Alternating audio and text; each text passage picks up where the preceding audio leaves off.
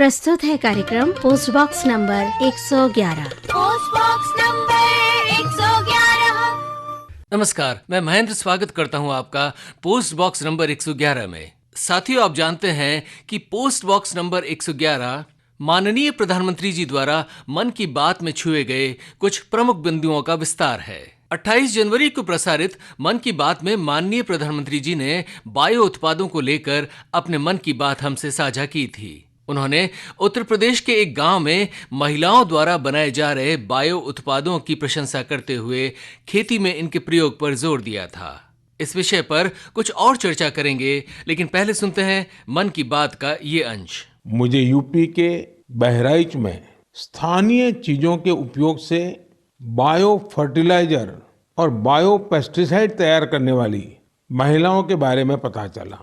Self help group से जुड़ी निबिया बेगमपुर गांव की महिलाएं गाय के गोबर, नीम की पत्तियां और कई तरह के औषधीय पौधों को मिलाकर बायो फर्टिलाइजर तैयार करती हैं। इसी तरह ये महिलाएं अदरक, लहसुन, प्याज और मिर्च का पेस्ट बनाकर ऑर्गेनिक पेस्टिसाइड भी तैयार करती हैं। इन महिलाओं ने मिलकर उन्नति जैविक इकाई नाम का एक संगठन बनाया है। ये संगठन बायो प्रोडक्ट्स को तैयार करने में इन महिलाओं की मदद करता है। इनके द्वारा बनाए गए बायो फर्टिलाइजर और बायो पेस्टिसाइड्स की मांग भी लगातार बढ़ रही है। आज आसपास के गांवों के 6000 से ज्यादा किसान इनसे बायो प्रोडक्ट खरीद रहे हैं। इससे सेल्फ हेल्प ग्रुप से जुड़ी इन महिलाओं की आय बढ़ी है और उनकी आर्थिक स्थिति भी बेहतर हुई है। माननीय प्रधानमंत्री जी ने बहराइच के इन गांवों की इन महिलाओं का जिक्र किया। इन महिलाओं ने बायो फर्टिलाइजर और साथ में बायो पेस्टिसाइड्स भी बनाए और अपने जैविक उत्पादों को बेचकर इन्होंने काफ़ी नाम भी कमाया है और अच्छा खासा पैसा भी कमा रही हैं। तो बायो फर्टिलाइजर, बायो पेस्टिसाइड और उसके बाद जो ऑर्गेनिक उत्पाद हैं, इनको लेकर आज हम बात करेंगे। हमारे बीच मौजूद है सुप्रसिद्ध किसान पद्मश्री भारत भूषण त्यागी जी। आप बुलंदशहर से हैं और आपको जैविक खेती के लिए 2019 में पद्मश्री से सम्मानित किया गया था। साथ में डॉक्टर राकेश सिंह सेंगर जी, आप सरदार वल्लभ भाई पटेल कृषि और प्रौद्योगिकी विश्वविद्यालय मेरठ में बायोटेक्नोलॉजी के ही प्रोफेसर और विभागाध्यक्ष हैं। साथ में है डॉक्टर शिवाधार मिश्र जी, आप प्रधान वैज्ञानिक हैं शस्य विज्ञान संभाग, भारतीय कृषि अनुसंधान संस्थान पूसा, नई दिल्ली में।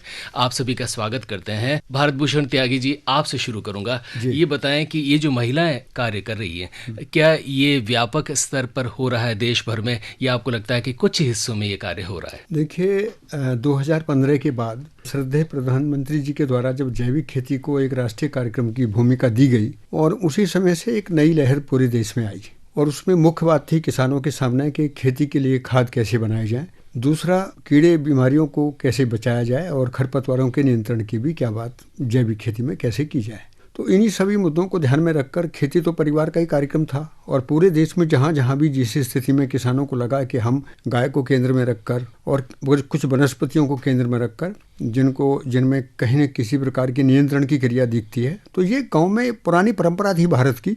बस केवल उसको प्रधानमंत्री जी के द्वारा बोलने से और ज़्यादा बल मिला है और जब भी ये देश में कार्यक्रम बना और उसके आधार पर मैं देख रहा हूँ कि अब किसान इसको बहुत आसानी से अपनाने लगे हैं। और एक बड़ी बात उसमें जो झलक आई है वो ये है कि उस गांव की महिलाओं ने इसको अपना एक रोजगार का माध्यम बनाया है और साथ साथ मिलकर बनाया है। ये एक बहुत बड़ा कार्यक्रम है, क्योंकि ये जो भारत सरकार की जो सोच है कि हम फार्मर प्रोड्यूसर ऑर्गेनाइजेशन के प्लेटफार्म पर अब देश को और कृषि को एक नई दिशा दें, तो ऐसा प्रधानमंत्री जी ने जो विचार किया है और जो संकल्पना उभर कर पूरे देश के सामने आई है, उसमें एक बड़ा रास्ता ये है कि महिलाओं की भी भूमिका और देश में लघु और सीमांत किसानों की जो भूमिका है वो सहकारिता के साथ समृद्धि को लेकर कैसे आगे बढ़ेगी। और यदि बायो फर्टिलाइजर जैसी चीज़ों को हम अपना एक व्यवसाय बनाएंगे तो देश में एक बड़ी क्रांति होगी। राकेश सेंगर साहब, आपसे जानना चाहूँगा, ये तमाम चीज़ें जिनका जिक्र त्यागी साहब कर रहे थे, यानी गाय का गोबर और इस तरह के उत्पाद, तो परंपरागत रूप से तो हमारी महिलाएं और हमारे किसान इनका इस्तेमाल करती आई हैं।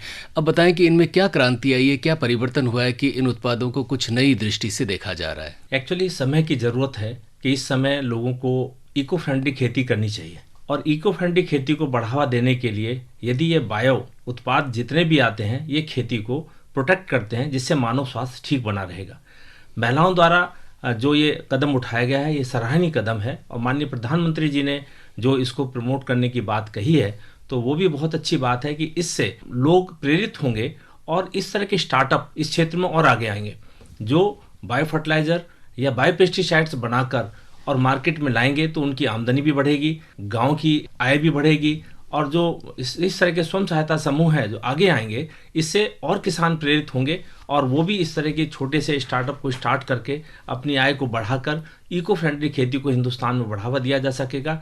और मेरा मानना है कि इस तरह के उत्पादों को किसानों को ज़्यादा से ज़्यादा उपयोग करना चाहिए, जिससे कि उनकी जो लागत है वो उसमें कमी आएगी, और जो कीटों से या जो रोगों से फसलों का नुकसान होता है उससे आसानी से बचा जा सकेगा। डॉक्टर शिवाधार मिश्रा जी, आपसे जानना चाहूँगा कि ये जो बायो फर्टिलाइज़र का जिक्र होता है, जिसका प्रधानमंत्री जी ने भी जिक्र किया, हम सभी जिक्र करें, दरअसल ये होते क्या हैं, और एक आम व्यक्ति को भी आप समझाएं कि ये क्या बायो फर्टिलाइज़र हम लोग घर पर सब लोग बना सकते हैं क्या? जो प्रधानमंत्री जी ने कहा है उसमें बहुत ही गूढ़ रहस्य छिपे हुए हैं। मैं पहले ये बताना चाहूँगा, सबसे पहली बात उन्होंने महिलाओं की बात की। हालांकि हमारे पुरुष भी बहुत जगह बहुत से किसान हैं जो बहुत ये काम कर रहे हैं, महिलाओं का जिक्र किया। इसका मकसद ये है कि हम महिलाओं को आगे कैसे लाएं, कैसे रोज़गार में शामिल करें, कैसे जो हमारी विलेजेस हैं, जो रूरल एरिया है, जो हमारा ग्रामीण परिवेश है, उसमें महिलाओं की भागीदारी कैसे बढ़े। दूसरे उसमें जो उन्होंने सेल्फ हेल्प ग्रुप की बात कही है, तो सहकारिता भी उसमें छुपी हुई है, तो सहकारिता से हम कैसे आगे बढ़ें। तीसरा, रोज़गार के अवसर तैयार हों। चौथा, वातावरण, जो हमारा पर्यावरण प्रदूषित हो रहा है, जो जैविक खेती किए बिना जो आजकल अंधाधुंध रसायनों का प्रयोग कर रहे हैं, उन सबको ध्यान में रखते हुए किस तरीके से उसको परिवर्तित किया जाए। और चौथा, उत्पादन और शुद्ध उत्पाद ये हमें मिले। तो एक ही बात में उन्होंने, प्रधानमंत्री जी ने जो 4-5 बातें बहुत ही महत्वपूर्ण कही हैं, वो सारी परिलक्षित हैं। और ये उदाहरण देना बहुत ही देश के लिए बहुत ही अच्छा है कि हमारी महिलाएं आगे बढ़ेंगी, सहकारिता बढ़ेगी, और ये बायो फर्टिलाइज़र या जो भी बायो प्रोडक्ट हैं। जहाँ तक बायो फर्टिलाइज़र या जैविक खादों का सवाल है, तो जब हम जैविक खेती की तरफ बढ़ते हैं तो हमारे सामने समस्याएं दो ही आती हैं। एक समस्या ये आती है कि हम पौधों की खुराक के लिए पोषक तत्व कहाँ से लाएं। जब हमारे पास जैविक खादें उपलब्ध होंगी, जबकि लोकल लेवल पे हर जगह बनेगी, तब हम उसकी पूर्ति कर सकेंगे, क्योंकि ऐसा तो है नहीं कि फैक्ट्री में बन रही है और सीधे आके हमने सप्लाई कर दिया। दूसरा, जो सबसे बड़ी दिक्कत आती है जैविक खेती में, वो कीड़े मकोड़े और बीमारियों से बचाव। इसका अभी तक हमारे पास कोई समाधान नहीं था, लेकिन जब इस तरीके के इनिशिएटिव, इस तरीके के इनोवेशन, जो नवाचार हो रहे हैं कि हमारे खेतों में उपलब्ध लहसुन और भी कई तरीके के अदरक है और प्याज है, इसके अलावा बहुत सारी ऐसी जड़ी बूटियाँ हैं, जड़ी बूटियाँ मतलब जो घास पात हैं, जैसे धतूरा है, इसके अलावा नीम है, इन सब के मिला के पौधे गाय के गोबर के साथ में मिलाकर हम कई तरीके के उत्पाद बना रहे हैं, जो कई तरीके के कीड़े मकोड़ों और बीमारियों से हमारी फसल को बचाते हैं। तो इस प्रकार से देखा जाए, ये उन्होंने एक जैविक खेती की बात नहीं की, ये पूरे तंत्र को सुधारने की बात कही है। और मुझे लग रहा है कि ये वातावरण को सुधार कर हमारे लोगों को एम्पावर करके उनको शक्ति प्रदान करेगा। साथ में हमारे जो उत्पाद मिलेंगे खाने को, जो आजकल बीमारियां और सब, उन पे भी नियंत्रण काफ़ी हद तक होगा अगर ये जैविक खेती ऐसे ही बढ़ती रही। भारत भूषण त्यागी जी, आपने भारत में जैविक खेती है उसको लेकर जो भी मुहिम है उसमें सक्रिय भूमिका निभाई है। बताएं कि क्या क्या चुनौतियां हैं एक तो जैविक खेती को लेकर, और दूसरा, देश में बहुत सारे लोग कहते हैं कि जैविक खेती या जैविक उत्पादों का प्रयोग बहुत महंगा होता है साहब, इसके हो सकता है परिणाम भी देरी से आए।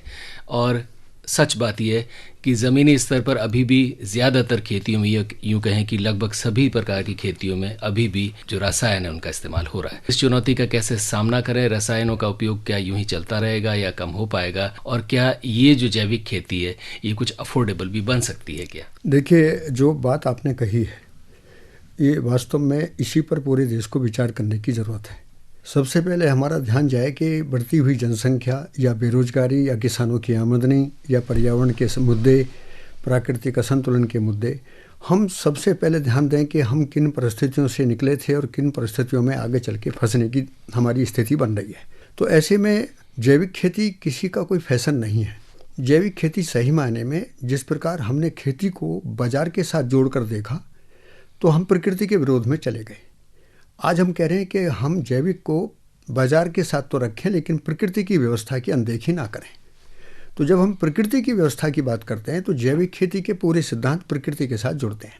और ये बात देश के नीतिकारों को भी, वैज्ञानिकों को भी, और राजनीति के लोगों को, धार्मिक लोगों को, सभी वर्गों की बात है। इसमें मुद्दा किसी नाम का नहीं है। मुद्दा है कि प्रकृति के नियम और सिद्धांत किस प्रकार से काम करते हैं। दूसरी बात आपने कही थी कि जैविक खेती में क्या इतना उत्पादन आएगा। तो देखिए, जब हम जैविक खेती को प्रकृति की व्यवस्था के साथ देखते हैं तो प्रकृति के नियम में हमको 2-3 बातें मोटी मोटी दिखती हैं। एक तो प्रकृति में सिद्धांत ही पूरकता का है। धरती, पेड़ पौधे, पशु पक्षी और मनुष्य में पूरकता है। मनुष्य ने इस पूरकता को नहीं समझा है, इसलिए क्योंकि उसने अपनी सुविधाओं की दृष्टि से काम किया और वो विरोध में चला गया। तो पहला सिद्धांत ये बनता है कि हम प्रकृति की व्यवस्था को समझ लें। दूसरी बात ये आती है कि प्रकृति का जो उत्पादन का नियम है वो एकल फसल प्रणाली नहीं है। वो एक बीज से अनेक बीज पैदा करती है और एक ही समय में अनेक फसल पैदा करती है। तो वहाँ बायोडाइवर्सिटी है।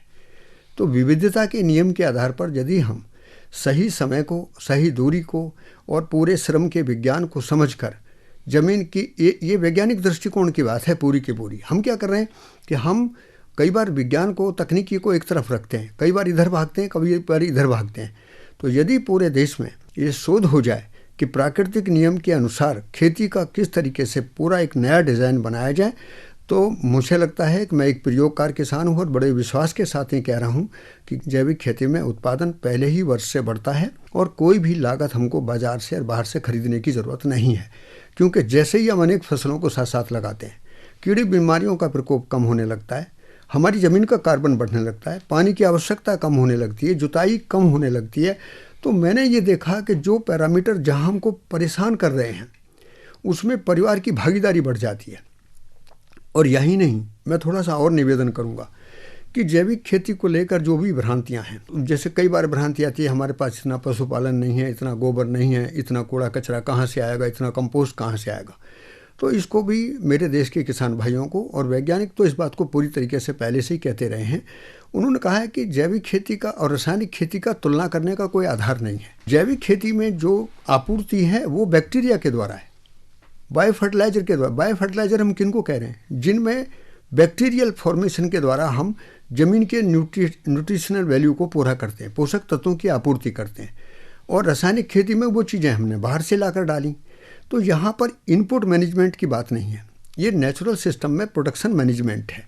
तो यदि हम पूरे देश में किसानों को इस विज्ञान को समझाएं कि जैविक खेती और रासायनिक खेती में कोई तुलना नहीं है, हमको अपने ही खेत पर, अपने ही आसपास की चीज़ों को, कीड़े बीमारियों के नियंत्रण के लिए, खरपतवारों का प्रयोग हम ज़मीन की उर्वरता को बढ़ाने के लिए और अनेक फसलों को लगाकर उत्पादन को बढ़ाने के लिए यदि प्रयोग करते हैं, तो मुझे तो ये पूरा विश्वास है कि भारत में जैविक खेती का एक जिस प्रकार से राष्ट्रीय कार्यक्रम बना और जो आगे बढ़ा, वो एक बहुत बड़ी नींव है। और उसमें अंतर्राष्ट्रीय मुद्दे बहुत सारे, मैं यशस्वी प्रधानमंत्री जी के लिए बहुत बहुत साधुवाद करता हूं कि उन्होंने जैविक खेती को राष्ट्रीय कार्यक्रम बनाया, बजट के आधार पर योजनाएं चलवाईं, और पीजीएस सर्टिफिकेशन जो भारत में निःशुल्क किसानों के लिए बनाया गया, वो पूरी दुनिया में कहीं किसी और देश में नहीं है। केवल ज़रूरत है जागरूक होने की। आज बहराइच की महिलाओं ने एक उदाहरण पेश किया तो वो एक राष्ट्रीय स्तर पर सूचना गई। यदि इसी प्रकार से वो बार बार इन चीज़ों को प्रोत्साहित करते रहेंगे तो देश में एक नई लहर आएगी। भूषण जी, परंपरागत रूप से हमारे यहाँ पर जो किसान है वो देखिए तो आप गोबर का इस्तेमाल खाद के तौर पर करते आए, और कुछ नहीं जो दूसरे जानवरों की जो जानवर, कुछ इलाकों में बकरी की मेंगनियाँ, उनका भी खाद के रूप में इस्तेमाल करते हैं। तो ये सब खाद का इस्तेमाल होने के बावजूद अब ऐसा क्या हो गया कि रासायनिक खाद का जो प्रयोग है बहुत सारे लोगों ने, बहुत सारे किसानों ने अनिवार्य कर दिया। देखिए क्या हुआ है कि लंबे समय में जब हम एक तरफा चले जाते हैं तो हम दूसरी चीज़ को भूल जाते हैं। और मनुष्य का ये अभी तक ये दोष रहा कि वो सुविधा की तरफ को दौड़ रहा है, वो व्यवस्था को नहीं देख रहा, सुविधा को ज़्यादा देख रहा है। तो ऐसी स्थिति में कंपोस्ट खाद बनाना या कंपोस्ट खाद खेत पर कैसे बनेंगे, उनके कोई सरल तरीके नहीं थे। उनमें जो जटिलताएं थीं, जो मेहनत थी, जो समय लगता था, उससे बचने के लिए वो बाजार में दौड़ गया। यदि हम उनको उनकी उपयोगिता समझा दें, जैसे मैं देखता हूँ कि मेरे परिवार में 25 गाय हैं, मैं 25 गायों का किसान हूँ, जो 10 एकड़ ज़मीन है और 25 गाय मेरे परिवार में है। उनकी क्या उपयोगिता है? उनकी उपयोगिता ये कि पूरे परिवार के बाहर से आने वाले लोगों के लिए दूध भी वहीं से मिल रहा है, उसके बाद में हमको गोबर गैस भी मिल रही है, उसके साथ साथ में हमको पशुओं का वंश भी वहीं मिल रहा है, उनका श्रम भी हम प्रयोग कर सकते हैं, उनके गोबर पेशाब का भी खेती में प्रयोग कर सकते हैं, और उसके साथ साथ हम लोग जो खेत में जो कूड़ा कचरा है उसको गला सड़क कर खेत के लिए प्रयोग कर सकते हैं। तो वो एक समयबद्ध प्रक्रिया है। यदि हम उससे दूर भागेंगे, छिटकेंगे, तो ये जो मैं एक निवेदन करूंगा कि धरती, पेड़ पौधे, पशु पक्षियों के पूरकता का जो एक समन्वय है, उसको यदि हम पूरा देखते हैं तो मनुष्य को कहीं आफत नहीं है कुछ करने की, थकने की। वो स्वतः ही अपने आप में काम हो रहा है, तो कोई दबाव का काम वो नहीं है, केवल समझने का काम है। राकेश सेंगर जी, आपसे मुखातिब हूँ मैं जी। हमने बायो खाद की तो बात की, थोड़ा बायो पेस्टिसाइड की भी बात करते हैं। दरअसल होता ये है कि ये तय हो चुका है कि सुबह सुबह किसान निकलता है और एक मशीन लेता है और वो केमिकल्स अपनी फसलों पर छिड़कता है, और बहुत सारे लोग ये कहने लगे कि साहब ये नहीं छिड़केंगे तो हमारी गोभी भी इस रंग की नहीं होगी, गोभी इतनी जल्दी भी नहीं बढ़ेगी, कीड़े भी लग जाएंगे, या जो भी उत्पाद वो कर रहे हैं। बताएं कि क्या ये अनिवार्य हो चुका है कि इन रसायनों का प्रयोग किया ही जाए? केमिकल खेती को या रसायनों को जो हम कीटों को कंट्रोल करने के लिए या रोग को, फसल के रोग को कंट्रोल करने के लिए जो इस्तेमाल कर रहे हैं उनको नहीं करना चाहिए, उससे बचना चाहिए। और जो तरह तरह के बायो पेस्टिसाइड्स अब मार्केट में आ चुके हैं, जैसे अभी एनजीओ ने कईयों ने बनाने शुरू किए हैं, जैसे मिर्ची का घोल या नीम की पत्ती का घोल या अदरक या लहसुन का घोल तैयार करके हम इसका उपयोग करते हैं, तो निश्चित रूप से हम कई रोगों से अपनी फसल को बचा सकते हैं और साथ साथ कीटों से भी बचा सकते हैं। प्राकृतिक रूप से खेती करना काफ़ी लाभदायक साबित होता है। और जो अभी त्यागी जी ने कहा कि जैविक खेती, जैविक उत्पाद जितने भी हम प्रयोग करेंगे उससे निश्चित रूप से हम काफ़ी सफल हो सकते हैं। क्योंकि मेरा मानना है कि जो प्राकृतिक खेती है, नेचर ने ही जब हमको इस तरह से बना दिया है कि प्रकृति में सबसे ज़्यादा नाइट्रोजन मौजूद है। आज हम बायो फर्टिलाइज़र की बात करते हैं तो 78% नाइट्रोजन प्रकृति ने ही बना रखी है। क्योंकि जब नेचर बनी थी, शायद उन्होंने ये सोचा होगा कि हम सबसे ज़्यादा नाइट्रोजन को दें और इसकी साइकिल जब इसका चक्र चले तो ये फसलों को आसानी से उपलब्ध हो सके। तो जो 78% नाइट्रोजन प्रकृति में मौजूद है, शायद इसीलिए थी कि प्राकृतिक खेती को बढ़ावा दिया जाए। और वो नाइट्रोजन दो तरह से फिक्स हो जाती है, एक तो फिजिकल नाइट्रोजन प्रोसेस के द्वारा, एक बायोलॉजिकल नाइट्रोजन प्रोसेस के द्वारा। जो बायोलॉजिकल नाइट्रोजन फिक्सेशन प्रोसेस है उसमें कई माइक्रोब्स ऐसे हैं जो कि डिकम्पोज करके प्राकृतिक नाइट्रोजन को उपलब्ध कराते हैं, और वो प्राकृतिक नाइट्रोजन पौधों को मिलती है, उसका प्रोडक्शन बढ़ता है और आसानी से आपको बाहर से देने की कोई आवश्यकता नहीं होती। इसी तरह से हम कहते हैं कि वर्षा का पानी बहुत अच्छा होता है। वो क्यों अच्छा होता है? जब लाइटनिंग और थंडरिंग होती है तो कम से कम 5% नाइट्रोजन प्राकृतिक रूप से फसल के ऊपर आ जाती है, इसलिए किसान भी टकटकी लगा के ऊपर देखता है कि आखिर कब वर्षा होगी। तो उस वर्षा के माध्यम से भी नाइट्रोजन का फिक्सेशन होता है। तो शायद नेचर ने पहले ही प्रकृति को ऐसा गढ़ा था, गुना था कि किसानों को इससे फायदा हो, इसको अपनाएं तो इससे आगे बढ़ सके। तो एक तो बात रही नाइट्रोजन की। इसी तरह से जितने माइक्रोब्स हैं बायो फर्टिलाइजर के अंदर, जो माइक्रोब्स हैं धीरे धीरे वो जमीन के अंदर, जब हम उसको जमीन के अंदर मिलाते हैं तो सीड को जब बोते हैं या जो भी हमारे अवशेष हैं खेत के अंदर पड़े हुए हैं उनको वो डिकम्पोज करके आसानी से फसल को उपलब्ध करा देते हैं। क्योंकि हमारी एक फसल को नॉर्मल रूप से बढ़ने के लिए 17 केमिकल की आवश्यकता पड़ती है, और 17 जो न्यूट्रिशन है, पोषण तत्व हैं, वो प्राकृतिक रूप से सॉइल के अंदर मौजूद है, और उनका केवल एक चक्र, एक निर्धारित चक्र है, उसका अनुपालन कराना है। यदि उस चक्र के माध्यम से हम बिना छेड़छाड़ किए हुए, रासायनिक खादों का उपयोग किए हुए, प्राकृतिक चीज़ों को ही डिकम्पोज करके, बायो फर्टिलाइजर का उपयोग करके, बायो पेस्टिसाइड्स का उपयोग करके यदि हम खेती करेंगे तो निश्चित रूप से हमें ऐसे उत्पाद प्राप्त होंगे जो हमारे स्वास्थ्य के लिए लाभकारी होंगे। और शायद माननीय प्रधानमंत्री जी ने इसीलिए इन सब उत्पादों को आगे लाने की बात कही है। ज़्यादा से ज़्यादा किसानों से अपील की है कि वो इस तरह के स्टार्टअप को स्टार्ट करें, जिससे नेचर को भी फायदा हो, ह्यूमन रिसोर्स को भी फायदा हो और लोगों को रोजगार मिल सके, उनकी आय बढ़ सके। डॉक्टर शिवाधार मिश्रा जी, आपसे जानना चाहूँगा कि जो बायोपेस्टिसाइड्स हैं वो, और उसके साथ साथ जो हम रसायनों का प्रयोग करते हैं, बायोपेस्टिसाइड्स को लेकर नीम का तेल या कुछ चीज़ें बताई जाती हैं, लेकिन कहते हैं साहब वो कारगर नहीं होती, और जो केमिकल्स हैं उनका छिड़काव करने के बाद कीट कम आते ही माना जाता है और किसान उसको छिड़कता है। हालांकि अलग बात है कि उसके खुद की देह पर भी इसके दुष्प्रभाव होते हैं। बताएं कि क्या नीम का तेल या दूसरे जो बायोपेस्टिसाइड्स के उत्पाद हैं, क्या ये प्रभावी हैं? देखिए, जब खेत में हम जाते हैं, जब हम कोई फसल उगाते हैं, तो जो पेस्टिसाइड की बात होती है, तो पेस्ट क्या है पहले तो हमें ये सोचना पड़ेगा। तो पेस्ट में दो तरीके की मुख्य चीज़ें होती हैं। एक तो पौधों की बीमारियां, और बीमारियों के जो कारक होते हैं उनमें फफूंदी भी हो सकती है, बैक्टीरिया भी हो सकता है, वायरस भी हो सकता है। वो कैसे फैलता है, कैसे बढ़ता है, इसके अलग अलग तरीके हैं। दूसरा होता है कीड़े मकोड़े। कीड़े मकोड़े कई तरीके के होते हैं, तो उतने विस्तार में न जाकर मैं इतना बताना चाहूँगा, जो बायोपेस्टिसाइड है वो अलग अलग चीज़ के लिए अलग अलग तरीके से काम करते हैं। अब बायोपेस्टिसाइड भी कई तरीके के हो सकते हैं। कुछ होते हैं जो पौधों से ही निकले हुए, जो अभी जिक्र हो रहा था कि लहसुन, मिर्च और इससे सबसे निकाल के उसके जो तत्व हैं, नीम का तेल है, नीम के ऑयल, उसमें जो नीम का सक्रिय अवयव होता है उससे बहुत सारे कीड़े मर जाते हैं। तो कीड़ों के लिए इस तरीके की चीज़ें चलती हैं। लेकिन बहुत सारी बीमारियां हैं, उनको कंट्रोल करने के लिए हम ढूंढते हैं कि कोई दूसरा हमें ऐसी फफूंदी मिले। जैसे अब ट्राइकोडर्मा को ही ले लीजिए। ट्राइकोडर्मा एक फफूंदी है खुद में, लेकिन वो जब हम उसको मिलाते हैं, चाहे खाद के साथ मिलाएं, चाहे पौधों पे छिड़काव के कई तरीके से उसका प्रयोग करते हैं, उसको जब मिलाते हैं तो उसकी जब बढ़वार होती है तो बाकी जो नुकसान पहुंचाने वाली जितनी फफूंदी होती हैं उनको वो ख़त्म कर देती है। हमें ऐसे बैक्टीरिया भी चाहिए, बहुत सारे ऐसे बैक्टीरिया भी होते हैं जो कई कीड़ों को मार देते हैं। हमें बहुत सारे ऐसे कीड़े चाहिए जो, जैसे पार्थीनियम है, आजकल जो कांग्रेस घास बढ़ रही है उसको ख़त्म करने के लिए एक बीटल आता है। तो ये एक बहुत बड़ा एक विस्तृत इसकी साइंस है, जिसमें हम कीड़ों से पौधों को ख़त्म कर रहे हैं जो हानिकारक हैं, पौधों से हानिकारक कीड़ों को ख़त्म कर रहे हैं, फफूंदी बैक्टीरिया जो नुकसानदायक उनको ख़त्म कर रहे हैं। तो एक बहुत बड़ा ये चक्र है। तो हमारे सेंगर साहब ने वैसा बताया जो आपको, तो उसमें ये सभी शामिल हैं। मैं बायोपेस्टिसाइड में जब हम लेते हैं तो सिर्फ पौधों के सत की ही बात नहीं करते, पौधों के ही अर्क की बात नहीं करते हैं, उसमें ये सब आ जाते हैं। फफूंदी भी आ जाती है, बैक्टीरिया भी आ जाता है और वायरस भी आ जाते हैं। तो इस तरीके से हम अपनी जैविक खेती में इन सब का प्रयोग करके और इन सब पे नियंत्रण कर सकते हैं। ये श्रम साध्य है और महंगा है? ये बिल्कुल ही महंगा नहीं है। अगर जब हम सेल्फ हेल्प ग्रुप की बात करते हैं, जब फार्मर प्रोड्यूसर्स ग्रुप की बात करते हैं, जब सहकारिता की बात करते हैं, तो ग्रामीण स्तर पर 2-3 गांव मिलके एक पूरे ज़िले में ही अगर इस तरीके के समूह बना के उस समूह से अगर पैसा दे दिया जाए, एक छोटी सी लैब की ज़रूरत होती है, उस लैब में ये आइसोलेट करके बन सकता है।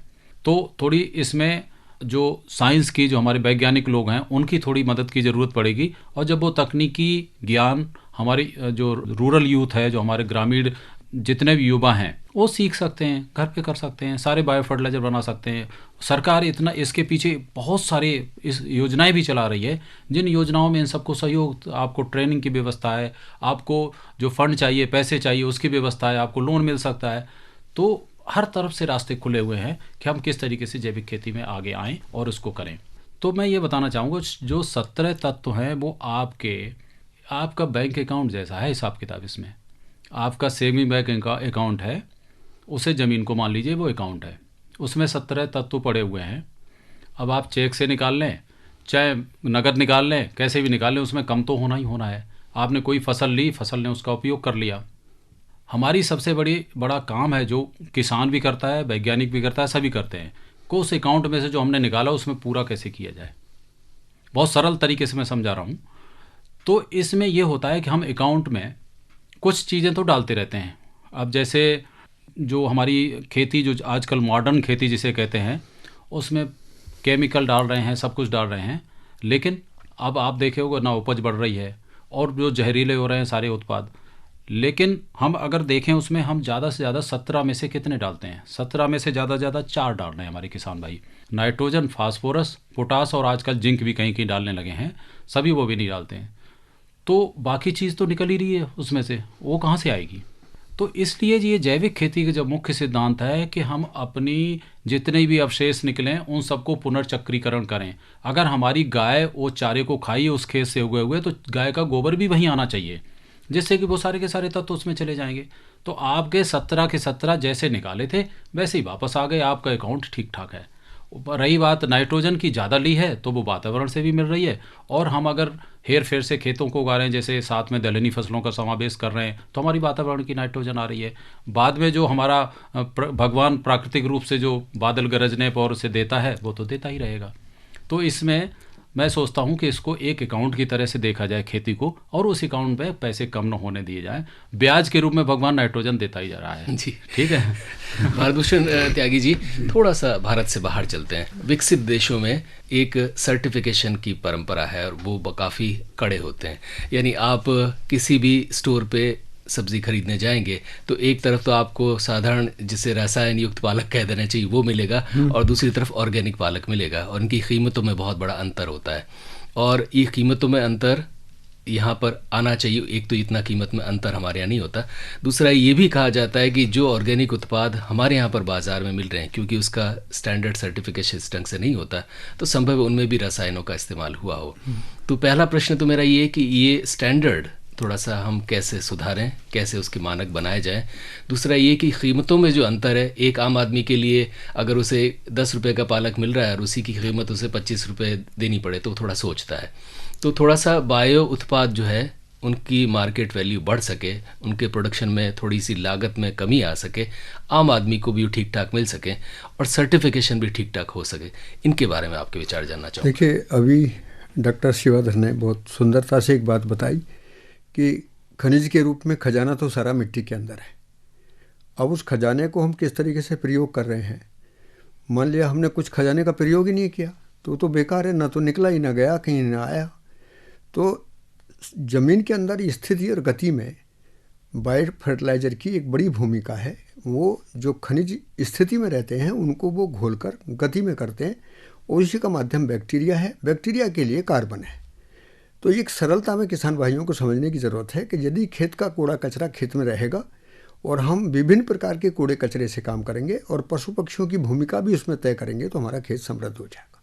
एक सवाल का उत्तर तो ये। दूसरा सवाल जो आपने करा वो बड़ा अच्छा सवाल है कि जब जैविक खेती में खेत में ही हम सारी लागत तैयार कर रहे हैं तो हमारा खर्चा तो इनपुट का कम हो गया और हमारा प्रोडक्शन कम नहीं हुआ, तो फिर बाज़ार में हमारे दाम महंगे क्यों हुए। तो ये पूरा देश में एक चक्रव्यूह चला और इसी के कारण जैविक खेती में सबसे बड़ा अवरोध आया, क्योंकि यहाँ पर बहुत सारी चीज़ों की मॉनिटरिंग होती नहीं, वैलिडेशन होता नहीं, सब अपनी अपनी तरीके से अपनी बात को फेंकते हैं। तो मेरा तो पूरे देश के सामने एक विचार है ये कि जैविक खेती को यदि हमने साइंटिफिक मैनेजमेंट के साथ लिया होता, जिसका कंप्लीट वैलिडेशन होता और इसकी इकोनॉमी पर भी बात होती, तो देश में जैविक उत्पादों को महंगा कर कर इसको उपेक्षित नहीं करते। अर्थात जैविक उत्पाद हर व्यक्ति को मिले, हर परिवार को मिले, पैदा करने वाले को भी मिले, और इनकी कीमत ज़्यादा ना हो। यदि कोई लगे कि सम्मानजनक हम किसान को कुछ देना चाहते हैं तो 10%, 5%, 15% वो दे सकता है। इतनी बात जैविक खेती में थी। लेकिन जिन कंपनियों के द्वारा ये काम हुआ, देखिए कंपनियों का एक बहुत बड़ा खेल है। हमारे यहाँ बायो फर्टिलाइज़र महंगे नहीं थे, वो तो लैब में एक वैज्ञानिक ने अपनी पूरी श्रद्धा के साथ पैदा किए थे।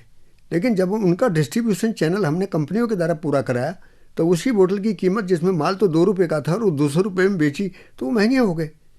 इसलिए भारत सरकार का दूसरा कदम, मैं श्रद्धेय प्रधानमंत्री जी को दिल से आशीर्वाद देता हूँ इस बात के लिए कि अभी उन्होंने फार्मर प्रोड्यूसर कंपनी के समानांतर बायो रिसोर्स सेंटर खोले जाने की पूरे देश में एक नई योजना दी है।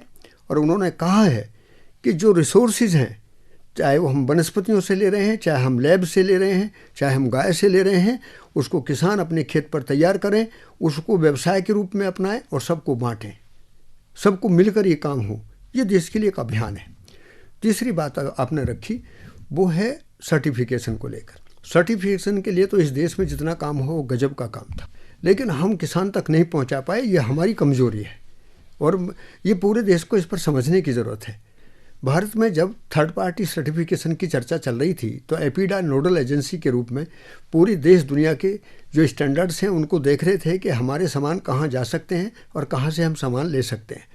इन दोनों में ये व्यवधान आया कि जो चेकलिस्ट थी, किसान के पास तक जाने की जो चेकलिस्ट थी कि किन किन पैरामीटर्स में वो काम करेंगे, और जो एक्रीडिटेशन की 3 नॉर्म्स हैं। पहली है कि उसमें उसका डॉक्यूमेंटेशन कैसे होगा, दूसरा इंस्पेक्शन सिस्टम कैसे होगा, और सर्टिफिकेट जारी करने की जिम्मेदारी कौन लेगा। इसके लिए एपिडा ने तो थर्ड पार्टी नियुक्त कर दी, उन्होंने पैसा लेकर इंस्पेक्टर राज की तरह काम किया, लेकिन वो किसानों तक नहीं पहुंचा।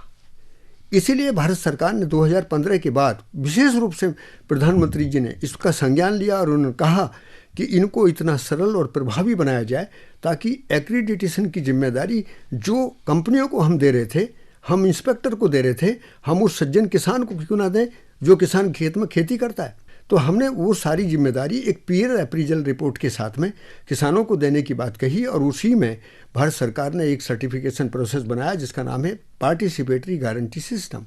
और वो इतना सहज है कि उसमें किसानों को कोई पैसा नहीं देना, एक समूह बनाकर अपना काम करना है, और उसकी सरल प्रक्रिया है। राष्ट्रीय जैविक और प्राकृतिक खेती केंद्र उसकी एक नोडल एजेंसी है। कृषि मंत्रालय बहुत ही निष्ठा के साथ उस कार्यक्रम में लगा है। मैं तो यही कहूँगा कि आपके द्वारा या जितने भी संचार क्रांति है हमारे पूरे देश की, अब किसान के पास तक ये सूचना जानी चाहिए कि जैविक खेती कोई जटिल प्रक्रिया नहीं है।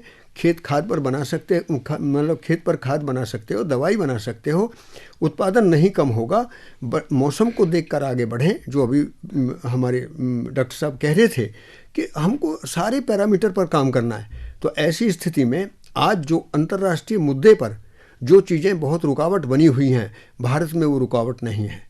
आज पूरे दुनिया में के जो मानक हैं और हमारे जो मानक हैं, हम उनसे बेहतर मानक का उत्पादन का एक आधार अपने यहाँ मजबूत करने की तरफ आगे बढ़ रहे हैं और देश आगे बढ़ रहा है। ऐसे में हम भी सबको शुभकामना करते हैं। डॉक्टर राकेश सेंगर, अभी बात हो रही थी विकसित देशों की, तो हमारे यहाँ के जो कृषि उत्पाद है जी, वो हम निर्यात करते हैं, उसमें बहुत सारी रुकावटें आती हैं। ख़ास तौर पर आप देखेंगे कि जब हम आम का निर्यात अमेरिका को करते हैं तो लगभग हर बारी वो हमारी फसल में बहुत सारी केमिकल्स होते हैं ये कहकर लौटा देते हैं या उसे वहाँ स्वीकार नहीं करते हैं। उनके मानकों के मुताबिक हमारे कृषि उत्पाद नहीं पहुंचते। बताएं कि ये जो बायो खेती की मुहिम है इस हद तक पहुंच सकती है, इतनी आगे बढ़ सकती है कि हमारे जो उत्पाद हैं वो पश्चिम के मानकों को भी पूरा कर सकें। इसके लिए भारत सरकार बहुत अच्छा काम कर रही है कि किसानों को जागरूक किया जा रहा है कि वो अपनी फसल पे कम से कम जो है जो रासायनिक खादें हैं, रासायनिक कीटनाशक हैं, उनका प्रयोग करें। इसके लिए भारत सरकार ने अभी ग्रीन नैनो टेक्नोलॉजी की बात की गई है, और जो ग्रीन नैनो टेक्नोलॉजी से जो ग्रीन फर्टिलाइजर्स हैं, जो नैनो फर्टिलाइजर्स हैं, वो बनाए जा रहे हैं। वो पत्तियों से ही निकाल कर, प्लांट के एक्सट्रैक्ट से ही निकाल कर, और उन फर्टिलाइजर्स को निकालने के बाद उनको कहा जाता है कि वो पौधों पर यदि इस्तेमाल करेंगे उनका, तो निश्चित रूप से उसमें जो कीटनाशक का अंश है वो नहीं प्राप्त होगा, और इससे उनकी जो रोग है वो भी नियंत्रित हो जाएगा, कीट को भी आसानी से नियंत्रित किया जाएगा। इसलिए अभी इस समय पूरे देश के अंदर ग्रीन नैनो फर्टिलाइजर पर बहुत ज़्यादा काम किया जा रहा है, और ग्रीन टेक्नोलॉजी जो है, ग्रीन नैनो टेक्नोलॉजी है, बायोटेक्नोलॉजी है, इस पे विशेष रूप से वैज्ञानिक भी ध्यान दे रहे हैं और काफ़ी अच्छा काम चल रहा है। निर्यात की जो बात कहें तो एपिडा द्वारा इस पे विशेष जोर दे के जगह जगह किसानों को जागरूक करने के लिए अभियान चलाए जाते हैं कि वो किसान कम से कम इन चीज़ों का इस्तेमाल करें, जिससे कि उनके उत्पाद को आसानी से निर्यात किया जा सके। तो भारत सरकार की जो योजनाएं हैं उनका ढंग से यदि अनुपालन किया जाएगा तो निश्चित रूप से आने वाले समय में हम सभी लोग अपने जो उत्पाद हैं उनको आसानी से, जो पैरामीटर हैं अंतर्राष्ट्रीय पैरामीटर, उनको उन मानकों को मानकर उन पे खरा उतर सकेंगे और उसको निर्यात कर सकेंगे। डॉक्टर शिवाधार मिश्रा जी, एक प्रश्न तो ये उठता है कि जो हमारे उत्पाद हैं, हमारी जो कृषि उत्पाद है यानी प्रोडक्शन, यानी हम ज़्यादा से ज़्यादा प्रोडक्शन कर सकें, और हरित क्रांति जिसे कहते हैं, हरित क्रांति के साथ हमारे यहाँ रसायनों को अपरोक्ष परोक्ष रूप से जोड़ दिया गया कि हमारे यहाँ रासायनिक खादों का, रासायनिक पेस्टिसाइड्स का इनका इस्तेमाल हुआ तो ही हमारे यहाँ पर जो किसान को लाभ हुआ, फसल यानी उत्पाद बढ़े। तो हमारे यहाँ पर रसायनों के उपयोग और फसल की उत्पादकता, इन दोनों को जोड़ दिया गया है, और ये आम किसान के मन में ये भ्रम है। पहला तो ये कि ये भ्रम कैसे टूटे और उत्पाद बढ़ सके और बढ़ता रहे, उसमें रसायनों का इस्तेमाल न करें तो भी ऐसा हो सकता है। ये बात आम आदमी तक, आम किसान तक कैसे पहुँचे? असल में जो 60 का दशक था, उस 60 के दशक में हमारी आवश्यकता थी। हम बाहर विदेशों पर निर्भर थे और हमें चाहिए थे पहले तो मेरा पेट भरे, थोड़ा ख़राब भी आ जाए, क्योंकि जो हम उत्पाद बाहर से मंगाते थे जो हमें दान के रूप में या खैरात के रूप में मिलता था, उसमें भी बहुत सारी चीज़ें मिली होती थी। वो कौन सा शुद्ध था हमारे लिए, लेकिन हमें ज़िंदा रहने के लिए वो खाना पड़ता था। तब ये देखा गया कि खादों का उपयोग हो, हाई यील्डिंग वैरायटी का उपयोग हो, और इन सबको करके हम ज़्यादा से ज़्यादा उगाएं और ज़्यादा से ज़्यादा उसको पैदा करने के बाद हम अपना पेट भरें। पहले हमने तुरंत उसको 10 साल में अचीव कर लिया, लेकिन जो धारणा की बात आप कर रहे हैं, जो हमारे किसानों में धारणा बन गई, जो वैज्ञानिकों में धारणा बन गई कि यही परमानेंट होना चाहिए, उसको ध्यान नहीं दिया गया। उसके आने वाले दशक में, 2 दशक 3 दशक में देखा गया कि वो जितना शार्प था, जितना पैना था उसका असर, वो धीरे धीरे मोथरा हो गया। मेरा कहने का मतलब है कि जैसे जितनी पैदावार बढ़ती थी उससे, खाद से और वो सब करने से, वो पैदावार बढ़नी भी कम हो गई, और उसके साथ में जो उसके विपरीत प्रभाव थे रसायनों के, वो हमारी खेती में, हमारी उपजाऊपन पे भी पड़ने लगा, और जो उत्पाद था उसकी गुणवत्ता पे भी बढ़ने लगा। तो दोनों तरीके से नुकसान हुआ। तो हमारे किसान भाइयों को सोचना चाहिए कि आज की तिथि में, या हमारे नीति निर्धारक हैं उनको भी सोचना चाहिए कि आज की तिथि में हम इतना पैदा कर रहे हैं कि हम हमारी जितनी ज़रूरत है उससे कई गुना ज़्यादा पैदा कर रहे हैं। अब हमारे पेट भरने की ज़रूरत जो है पूरी हो चुकी है। अब हमें गुणवत्ता पे ध्यान ही देना होगा, जिससे कि हम सभी स्वस्थ खाना खा सकें, स्वस्थ पैदा कर सकें और स्वस्थ सप्लाई कर सकें लोगों को। जो हम रासायनिक विधि से तैयार कर रहे हैं वो दिमाग से निकाल दें। हम कम सप्लाई करें, लेकिन हम गुणवत्ता युक्त सप्लाई करें, जिससे हमें उतने ही पैसे मिलते रहें। हमारे जो प्राकृतिक संसाधन हैं उन पे कोई विपरीत प्रभाव न पड़े, हमारे स्वास्थ्य पे विपरीत प्रभाव न पड़े, और हम गुणवत्ता की चीज़ें उगाएं। तो माइंडसेट वही है, ज़्यादा पैदा करें, अच्छा पैदा करें। अब अच्छा उसमें जुड़ गया है, तो अच्छा पैदा करने के लिए सीधा रास्ता हमारे त्यागी जी ने पहले से रास्ता वो सुझा दिया है, और हमारे सभी वैज्ञानिक लोग इसी बात पे जोर दे रहे हैं। प्रधानमंत्री जी और उनका पूरी कैबिनेट लगी हुई है कि भाई किसी तरीके से जैविक खेती की तरफ ज़्यादा बढ़ो और ज़्यादा से ज़्यादा अच्छा पैदा करो, अच्छा खाओ और अच्छा बेचो। तो इससे सभी बातें पूरी हो रही हैं हमारी। भारत भूषण त्यागी जी, आपसे इस बातचीत को ख़त्म करना चाहूँगा। मैं आपसे ये जानना चाहूँगा कि ये जो रासायनिक चीज़ों का हमने प्रयोग किया, ख़ास तौर पर खेती में, इसका हर व्यक्तिगत पर प्रभाव पड़ा है। देखा जाए तो हम और आप, हमारी सबकी देह में भी इस वक्त कोई न कोई रसायन मौजूद है, और किसानों पर इसका सीधा या ज़्यादा प्रभाव पड़ा, क्योंकि वो उस रसायन से सीधा संबद्ध है, उसकी सांस में जा रहा है, उसकी देह में जा रहा है। और इसके बहुत सारे वैज्ञानिक प्रमाण भी हैं कि पंजाब में बहुत सारे किसान अब कैंसर से ग्रसित हैं, और हमारे अंदर भी बहुत सारे लोग अब कैंसर के उन चीज़ों को खोज रहे हैं, इसलिए कि हमने ऐसे उत्पादों को भोजन में, पानी में शरीक किया। बताएं कि ये दृश्य, ये भयावह दृश्य क्या धीरे धीरे कम हो सकता है, या आप क्या देखते हैं कि भविष्य में हम ऐसा भोजन या ऐसा कुछ पेय ले पाएंगे जो रसायन से युक्त नहीं हो? देखिए, मैं तो इसको सकारात्मक रूप में देख रहा हूँ, और ये भी कोई बाधा नहीं है, क्योंकि एक दौर हमने पूरा किया। एक इतिहास है हमारा कि हमने भुखमरी से जिस प्रकार से अंतर्राष्ट्रीय स्तर पर हम खड़े हुए, और हमारा जो विज्ञान और तकनीकी का एक मंजर है, वो एक बड़ी बात है। और पूरे देश में आज एक विराट कृषि तंत्र के साथ में और योग प्रतिनिधित्व के साथ में हम लोग खड़े हैं। और मैं आपसे ये बड़ा हृदय स्पर्शी बात कहूँगा कि इस समय भारत सरकार को सोच बदलने की ज़रूरत है। और सोच का मतलब केवल भारत सरकार नहीं, भारत सरकार माने पूरे मंत्रालय और पूरे तंत्र, उसके 4 मुख्य घटक हैं। एक तो अनुसंधान की दृष्टि अब हमारी व्यापार की तरफ प्रभावित ना हो, प्रकृति की व्यवस्था की तरफ प्रभावित हो। शोध की दृष्टि किसानों के लिए व्यवहारिक हो जाए। वो केवल हम कहीं ना कहीं अब भ्रम में ना रहे कि हमने अधिक उत्पादन बढ़ा लिया। चुनौतियाँ उससे विराट हैं, इसलिए शोध पर भी गंभीर काम हो, ताकि नई पीढ़ी को हम अच्छा काम दे सकें।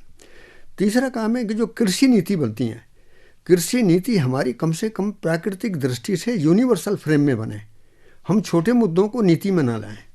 चौथी बात, मेरा निवेदन है कि जो कृषि शिक्षा का जो कार्यक्रम है, महत्वपूर्ण कार्यक्रम है, उसको एग्रीकल्चर इंटरप्रेन्योरशिप के साथ में, स्टार्टअप के साथ में, और सही माने में युवा भारत का जो भविष्य है उसको हम कैसे खेती की ओर आकर्षित करें, उसके लिए जो फार्मर प्रोड्यूसर कंपनी का जो एक प्रारूप है, वो एक बड़ा महत्वपूर्ण कदम है। और मैं तो आज आपके माध्यम से एक अपने मन की भी बात कह रहा हूँ, और हमारी बात भी यशस्वी मोदी जी तक पहुंचनी चाहिए कि जब उनकी मन की बात को हम सुनते हैं तो हमारे मन की बात वो भी सुने।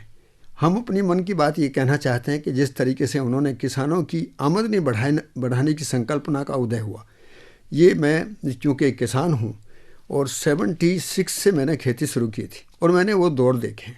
तो हम बार बार हर चीज़ में एक कह रहे थे कि जब हमें ज़रूरत थी तो हमने ट्रेड के जो कानून लिए थे, और जब आज हमारी ज़रूरत है तो हम उनको इकोलॉजी और इकोनॉमी को कैसे सस्टेन करके चलेंगे, हमें अब उन कानून की ज़रूरत है।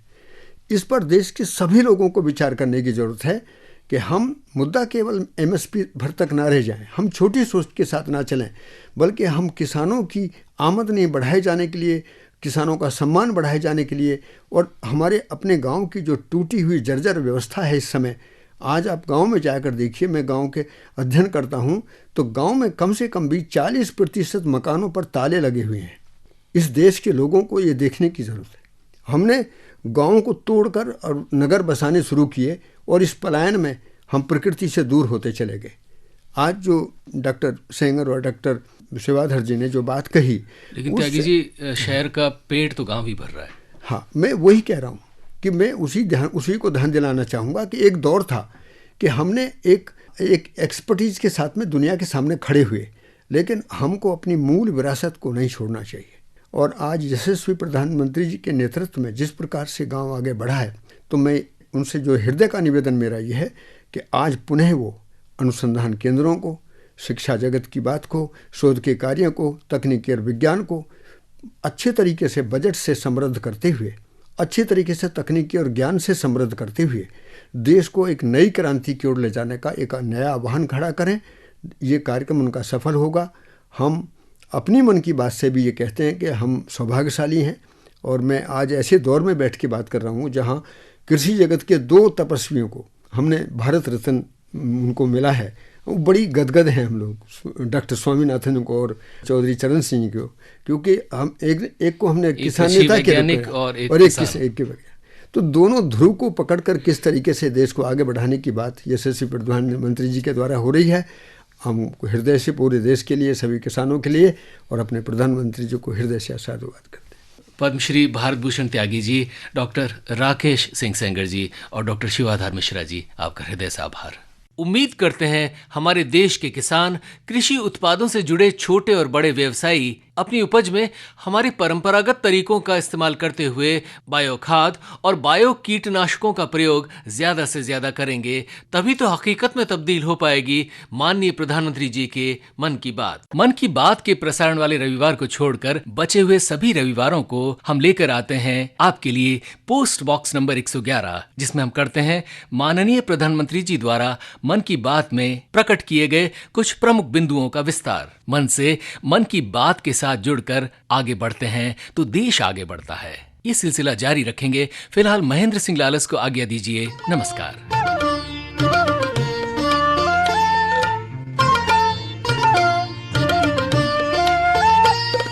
अभी आप सुन रहे थे कार्यक्रम post box number 111। Post box number 111। इस कार्यक्रम के प्रस्तुतकर्ता थे Mahendra Singh Lalas. Post box number